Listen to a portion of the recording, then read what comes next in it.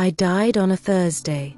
Not metaphorically, not symbolically, literally. My heart stopped. My breathing ceased. And for 4 minutes and 27 seconds, according to the doctors, I was no longer here. But here's the part they can't explain. I was completely conscious throughout the entire process. I watched my body on the operating table. I witnessed the desperate attempts to bring me back. And I saw something that forever changed how I understand what you call life and death. You didn't arrive at this video by accident. Not today, not at this exact moment in your journey. You were guided here because a part of you already knows what I'm about to share. A part of you has already experienced small deaths, disappointments so profound that something in you had to die so something greater could be born. If you've been feeling lately like your life as you know it is falling apart, if you've had the sensation that you're dying while alive, that old patterns simply don't work anymore, you're not going insane. You're being prepared. And I died so I could teach you how to consciously resurrect. I died on a Thursday. Not metaphorically, not symbolically, literally. My heart stopped. My breathing ceased. And for 4 minutes and 27 seconds, according to the doctors, I was no longer here.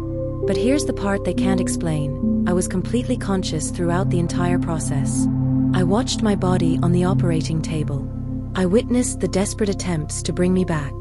And I saw something that forever changed how I understand what you call life and death.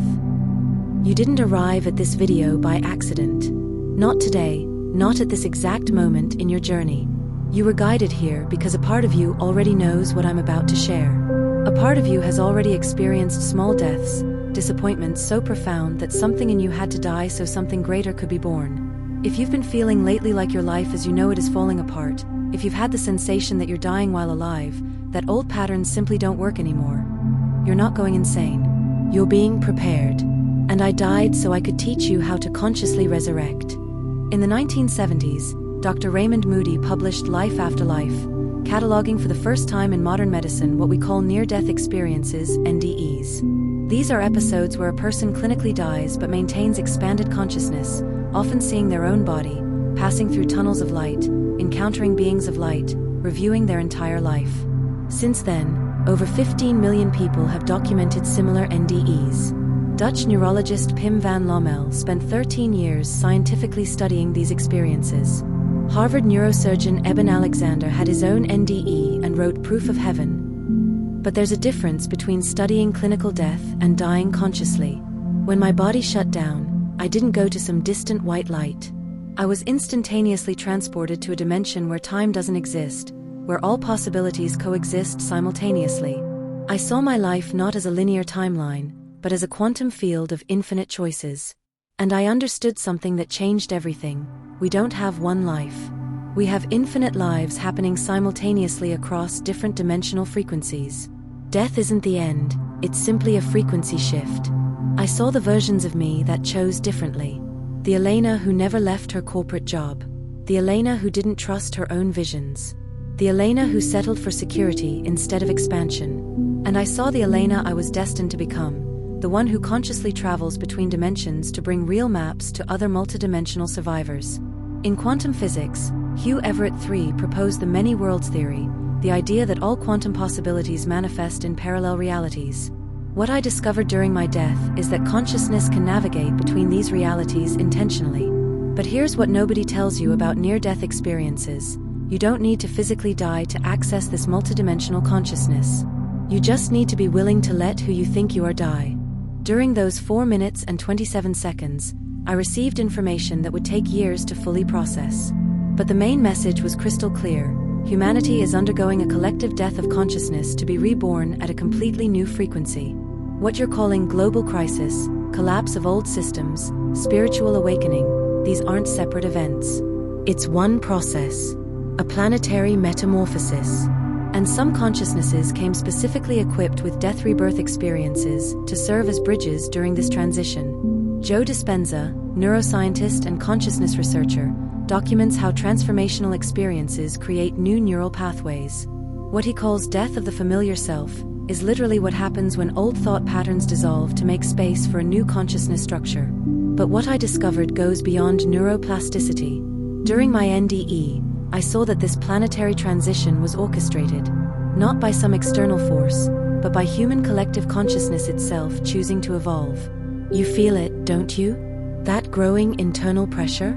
Like something inside you is being compressed to the point of explosion? It's not anxiety. It's not depression. It's evolutionary pressure. It's your old consciousness dying so your quantum consciousness can be born. During my death, I saw that every soul who chose to incarnate during this specific period in history has at least one programmed death of self-experience. It might be an illness that forces you to rethink everything, a relationship that ends and destroys your identity, a financial loss that collapses your sense of security, a spiritual awakening that crumbles your beliefs. These aren't punishments or accidents. They're initiations. They're conscious deaths of limited versions of yourself, so expanded versions can emerge.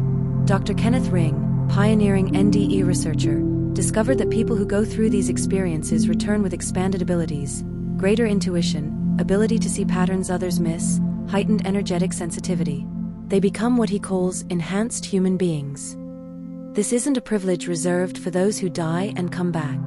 It's the natural destiny of any consciousness willing to pass through the death-rebirth portal consciously. And here's what I brought back from death that can change your life today. You don't need to wait for life to force you to die. You can choose to die consciously. You can choose to let the versions of you that have fulfilled their purpose die.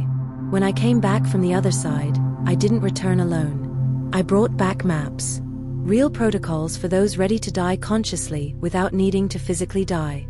First, identify what's dying within you. Don't resist it. Resistance to conscious death is what creates unnecessary suffering. If your career no longer makes sense, it's dying. If your relationships feel empty, old versions of them are dying. If your old dreams have lost their shine, they've completed their cycle.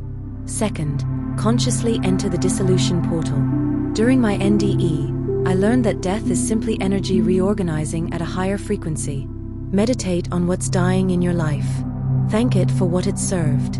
And consciously give permission for dissolution. Third, tune into the frequency of the version of you that's being born. This is the part most people miss. They focus on the death, but don't pay attention to the rebirth. During my experience, I saw that consciousness always moves toward expansion. If something is dying, it's because something greater wants to be born. Fourth, act from the new frequency, not the old one. This is the most crucial step. When you return from the death-rebirth portal, you bring a new energetic signature. But if you continue making decisions based on the old version of you, you deny the rebirth that just happened. Rupert Sheldrake, Cambridge biologist, proposed the theory of morphic fields, information patterns that influence future forms. What I discovered is that conscious death-rebirth experiences create new morphic fields. When you traverse this portal consciously, you don't just transform yourself, you contribute to collective transformation. You who are watching this now, you who feel like you're dying while alive, you who question whether it's worth continuing in the old patterns, you're not alone. You're part of a wave of consciousnesses that came to this planet to facilitate the greatest death-rebirth process humanity has ever experienced. But there's something I need to tell you, something I learned when I was literally between life and death. You do have a choice. You can go through this transition consciously, like a skilled navigator guiding your own transformation. Or you can wait for life to force you through it. The difference is unnecessary suffering. During my 4 minutes and 27 seconds on the other side, I saw humanity's future. I saw a civilization operating from quantum consciousness, where death-rebirth is a natural and celebrated process. Where people consciously let limited versions of themselves die so expanded versions can emerge. That future isn't fantasy. It's a quantum possibility that becomes more probable every time someone chooses to die consciously instead of dying while resisting. I died to learn that death isn't the opposite of life. Death is the portal to expanded life. And you don't need to wait until you physically die to traverse that portal. If something inside you recognized these words as truth, if a frequency activated while you watched, I want you to do something, not for me, for you. Leave this phrase in the comments. I choose to die consciously to be reborn expanded. Write this to declare to the universe, to anchor in words that you will no longer resist the small deaths that prepare you for a greater life.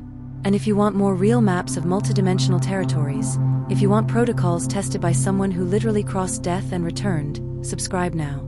Hit that notification bell. Because next video at Portal 2222, I'm going to share how I regenerated my own DNA after nearly dying. How I lost 6 kilograms in 1 week during a cellular death rebirth process that doctors couldn't explain. Don't close this video.